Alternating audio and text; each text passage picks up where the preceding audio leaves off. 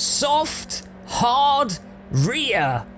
Two verbs and a noun that you don't typically see in this order when it comes to motorsport. The USF2000 is the first piece of content by Studio 397 for Rfactor 2.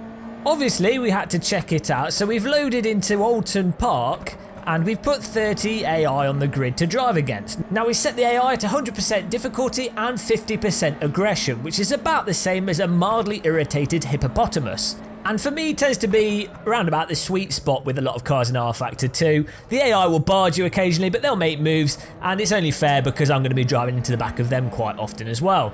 Now, before we talk about how the vehicle handles, I thought it would be interesting to talk a bit about the vehicle itself and what class it is. Now, of course, it's an F2000 car, but more specifically, it's the American variant of the Formula Ford. And if you know anything about Formula Ford, it just goes bananas. There's loads of different international versions of the car, and the spec itself, people have different chassis, they have different engines. It all just gets really quite confusing.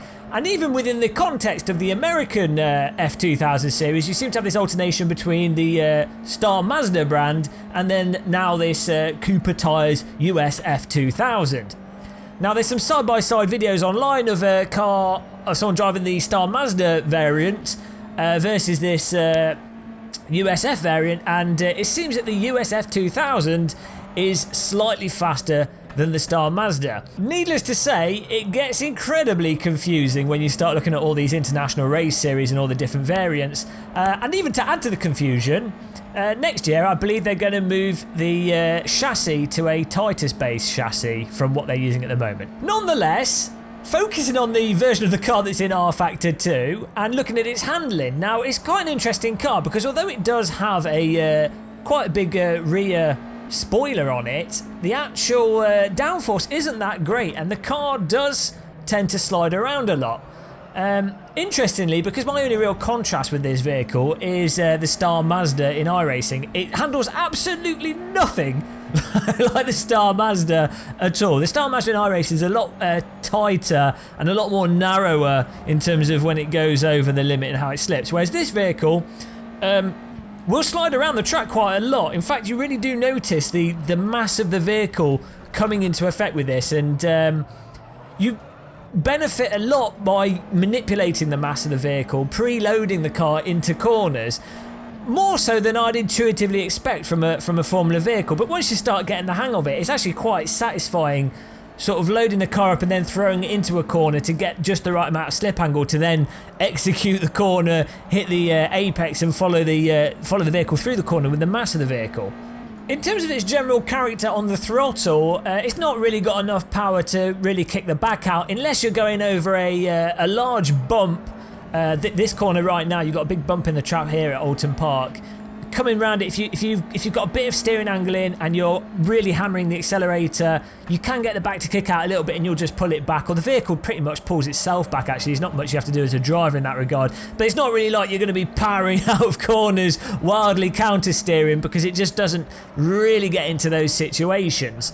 But if your back does slide out in the car, it's really, really progressive and really quite forgiving in terms of giving you plenty of time to pull it back. And actually, because the vehicle slides around quite a lot under the limit, you've got a very progressive, a wide area to play with before you're out of control, and a lot of lead-in in terms of the back end moving around for you to respond to it. So it's not like all of a sudden the back just crazily snaps out and you have to respond to it with lightning jack skills. It all happens quite nice and progressively, as I say, very much following on from the sort of dynamics of a Skip Barber, which makes perfect sense if you think about it, because this is the sort of next rung up. So drivers that have raced with the Skip Barber and driven in those race series would be expected to go to this and have something that's a lot faster, but leads them into them moving from this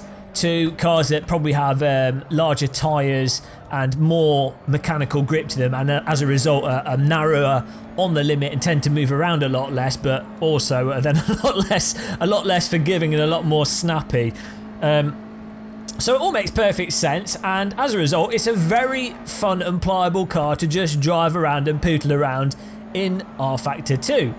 Now I think where the actual most of the enjoyment with this vehicle, as I say, it's not particularly on the throttle, it's more sort of maximising your speed around corners and trying to avoid the understeer. So, as I say, by obviously all race driving is maximising your speed around corners, but it's the way that you sort of have to load the vehicle up, some ways preempt the grip that you're going to have, but then manage the vehicle in such that you're not inducing understeer and you're not inducing unwanted characteristics by being too heavy-handed on the steering wheel. The vehicle really does focus and force you to be delicate with the steering, because it's so easy, especially on braking, to throw the car in too much and you completely go over the limit and you'll just slide wide and understeer. And it's also very easy on the braking as well to just apply too much braking, especially with the trail braking, and again just result in a lot of unwanted understeer. What it really does is it just refines. It's another one of those sort of trainer vehicles or moving up to more serious vehicles where it refines your steering input, makes you aware of the steering input you're doing, and also really refines your brake input. In some ways, I do feel sorry for people that don't have load cell brakes, either Club Sport pedals or PT ones that I'm using, or even higher up pedals, because it is one of those vehicles that will really emphasise your braking, and having brakes that allow you to be very precise without much skill will make this vehicle so much easier to drive. Outside of the handling of this vehicle, focusing more on the force feedback, you do notice that this vehicle gives you really nice textured road feel. You can very clearly, through the force feedback, feel the different camber, bumps and different aspects of the road, and then you can feel how they're affecting the vehicle just through the force feedback alone, which is really nice. On the more bumpy tracks like Alton Park, you especially notice how the bumps affect the not only the force feedback but the engine note from the wheels spinning up faster, because you've sort of lifted the car up the ground a little bit, or you're just you've reduced grip so they're spinning up a bit more. You notice the RPMs increase very precisely, which allows you to respond to it, and the sound and the force feedback go together hand in hand really nicely with this vehicle. Of course, the grass is still a death sentence. I find the grass really low grip in Rfactor 2. Maybe it is that low grip, maybe it's just my problem, but personally I would like the grass to be a little bit more grippy in Rfactor 2. They should just make games for me, because I'm the only person that matters. Now, other aspects of the force feedback, I do think on consumer wheels, the force feedback can seem a little bit sluggish. I mean, I'm not sure if this is because of the nature of the vehicle. It's mass moving around, and as I say, you get a really good character for the mass of the vehicle through the force feedback, but I can't help but think if I had a direct drive wheel, it might make the vehicle feel a bit tighter than it does on my T300, and I can't bear to think what this vehicle would feel like on a G25 or even the lower wheels. That said though, even with that overall character that feels somewhat sluggish, the actual information is there to respond to, and you can move the wheel over that anyway, so it's not really a problem.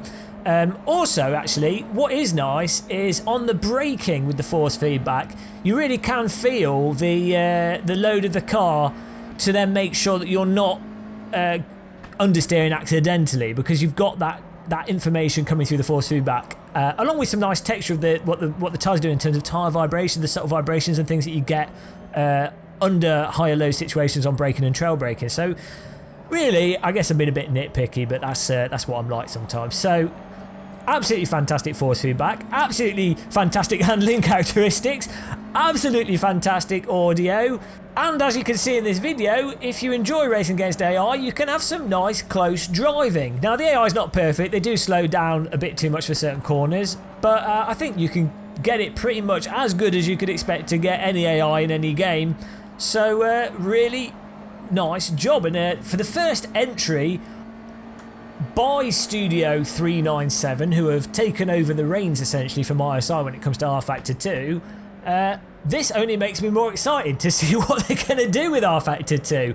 If they can keep adding content that's at this quality, and they can do all the stuff they've been saying they're going to do in the updates and what they plan to do, especially virtual reality obsession, VR obsession.